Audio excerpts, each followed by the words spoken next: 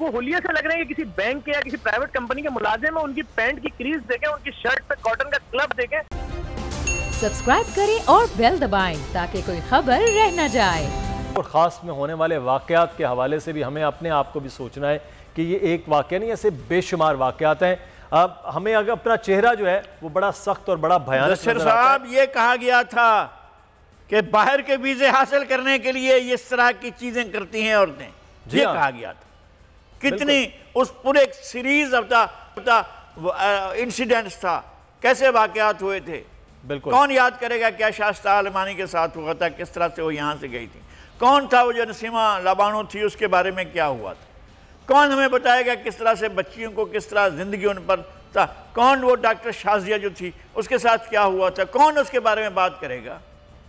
हम इन चीज़ों के बारे में भूल जाते हैं, वाक़यात हम बहुत पीछे रह जाते हैं, हम इन चीज़ों के बारे में बात नहीं करते। हम बिल्कुल एक ताज़ा वाक़या पर बहुत जोश व खरोश के साथ हम बात करेंगे। और हम ये वाक़या हो चुका है नौकोट में। नौकोट जो है वो मीरपुर ख़ास से कोई तकरीबन 50-60 किलोमीटर दूर है जी।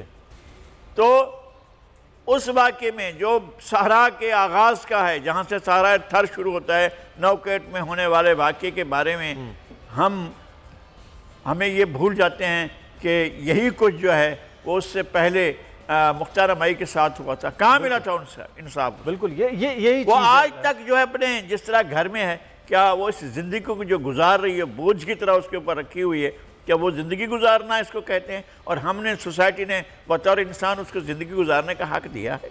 बिल्कुल सर। अच्छा, हम कराची के हवाले से और ओवरऑल ये जो सूरत हाल इस पर बात करेंगे। इस वक्त हमारे साथ JDC के सेक्रेटरी जनरल ज़फ़र अब्बास साहब भी मौजूद हैं। बहुत शुक्रिया आपके वक्त का ज़फ़र अब्बास साहब। शुएब बर्नी भी हमारे साथ मौजूद हैं। शुएब से पहले कुछ ये कराची के हवाले से जान लेते हैं कि इतना लावारिस क्यों हो गया है। शुएब, ये आगाह कीजिएगा, ये पिछले हम एक सिर्फ जनवरी और ये चलता हुआ फेब की बात करें, हर रोज़ हमें स्ट्रीट क्राइम के हो या बच्चों के अगवा ज़्यादती के केसेस हैं, ये बड़ी तेज़ी के साथ नज़र आ रहे हैं। क्यों ये कोई लावारिस हो गया है शहर कि यहाँ पुलिस नहीं है, इंतज़ामिया नहीं है, क्या वजह है? देखिए मुदस्सिर साहब, कराची में इस वक्त क्राइम की जो सूरत हाल है वो क्योंकि कोरोना के बायस जो बेरोजगारी फैली है, जो लोगों को नौकरियों से निकाला गया, उसके बाद जराइम की वारदातें बहुत ज़्यादा बढ़ी हैं। सिर्फ अगर मैं एक जनवरी के महीने की 30 दिन की बात कर लूँ तो जो 2022 का पहला महीना जनवरी ख़त्म हुआ है उसमें ही सिर्फ 3908 मोटरसाइकिलें कराची के मुख्तलिफ इलाकों से चोरी हुई, जबकि 419 मोटरसाइकिलें असले के जोर पे छीनी गईं। 2500 से जायद मोबाइल फोन चोरी होने के और छीनने के वाकया शहरियों ने रिपोर्ट करे। अब एक दफा से दोबारा शहर में आया है, ताजरों से धक्काखोरी के वाकयात भी रिपोर्ट हुए हैं। इसके साथ साथ शहर में जो कत्ल गारत गरी, खंजर के वार, मुख्तलिफ फायरिंग के पुरतशद्दुद वाकयात में 46 अफराद जिंदगी की बाजी हार गए। इसके अलावा शहर में गाड़ियां छीनने की वारदातें भी जनवरी के महीने में बढ़ी हैं, जहां पे 184 गाड़ियां चोरी कर ली गईं, 16 गाड़ियां असले के जोर पे छीन ली गईं। तो इस तरह से कुल 200 अफराद कराची में एक महीने के दौरान अपनी गाड़ियों से ही महरूम हो गए। इसके साथ साथ कराची में पुरतशद्दुद वाकयात हो रहे हैं। आज ही कराची के इलाके न्यू कराची में पीला स्कूल के करीब ही है, जहां पे एक स्कूल के यूनिफॉर्म में मलबूस बच्चा जख्मी हुआ, जबकि उसके साथ गाड़ी में मौजूद जो उसके वालिद थे उन्हें कत्ल कर दिया गया।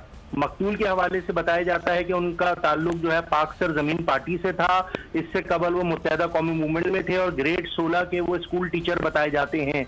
जिनको फायरिंग करके कत्ल किया गया वो इंतहाई तंग गली है न्यू कराची की पीला स्कूल के इलाके में। गुंजान आबाद इलाका है, लेकिन मोटरसाइकिल सवार मुल्जिमान आए, उनको घात लगा के फायरिंग करी। 8 गोलियां उनको लगी और 2 गोलियां उनके 8 साल कमसिन बच्चे को लगी जो स्कूल यूनिफॉर्म में मलबूस था। तो आप देख सकते हैं कि कराची में इस वक्त अमन अमान की क्या सूरत हाल है।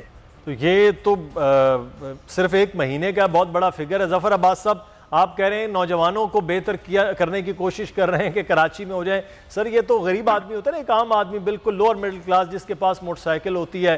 3,500 तो मोटरसाइकिलें एक महीने में जिस शहर से छिन जाएं, वहाँ पर नौजवानों को, गरीब आदमी को, दिहाड़ी करने वाले को, मजदूरी करने वाले को, अपना काम करने वाले को क्या इज्जत और उसकी जान महफूज हो सकती है?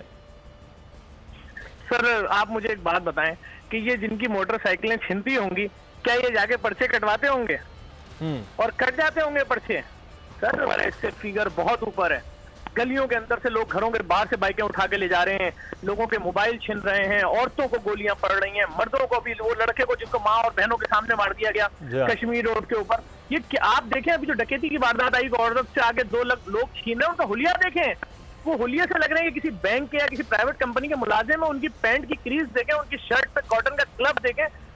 आप ये सोचें कि जब आप किसी अच्छे प्राइवेट कंपनी के मुलाजिम को बोलेंगे मैं आपको बड़ी पोस्ट पे अपॉइंट कर रहा हूं और आपकी तनख्वाह माशाल्लाह होगी 35,000, यार आप 35,000 रुपए मास्टर सीए में लड़के को 30,000 रुपए उसके फ्लैट का रेंट है, 5,000 रुपए तो उसका पेट्रोल भी खत्म नहीं लगेगा, तो खाएगा क्या, पिएगा क्या, माँ बाप की दवाई कहाँ से लाएगा। और मैं समझता हूँ कि इसके ऊपर अगर नहीं सोचा हुक्मरानों ने तो ये तो अभी कुछ नहीं हो रहा है। हम दुनिया के उन मुल्कों को भूल जाएंगे जहां पर अंगूठी के चक्कर में उंगली काट ली जाती है, सोने के चक्कर में कलाई काट ली जाती है। इससे ऊपर के वाकयात हम देखेंगे, क्योंकि बात सीधी सीधी है।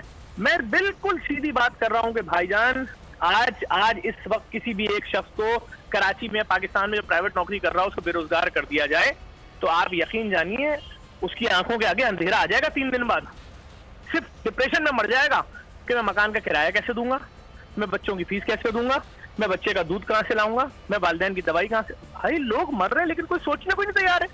वो कह रहे हैं जी आटा 3 गुना महंगा हो गया, कोई मसला नहीं है, चीनी 3 गुना महंगी हो गई, कोई मसला नहीं है, दवाइयाँ 600 गुना महंगी हो गई, कोई मसला नहीं है। क्यों मसला नहीं? लोग मर रहे हैं, औरतें बाहर आ रही हैं, बोल रही लाओ दो मुझे 45,000 में, मेरा शौहर मर गया, मेरे बच्चे मुफलिस हैं, मेरे बच्चे मिस्कीन है, मैं कैसे पालूं उनको। तो हम उनको किसके पास भेजे? नाम बताए ना उस इदारे का कि भाई उसके पास। आप तो कह रहे हो फला कार्ड ले लो 1,000 रुपए मिल जाएगा। 1,000 रुपए 1,000 में महीना गुजरेगा। तो भाई बात ये है कि यहाँ किसके आगे जाके रोए, किससे कहें? आपने डिफरेंस इतना बड़ा रख दिया है एक वजीर की जिंदगी में और एक आम शहरी की जिंदगी में, जमीन आसमान का फर्क है। एक वजीर की और एक गरीब की जिंदगी को कभी कंपेयर हो ही नहीं सकती। जफर अब्बास साहब, सब्सक्राइब करें और बेल दबाएं ताकि कोई खबर रह न जाए।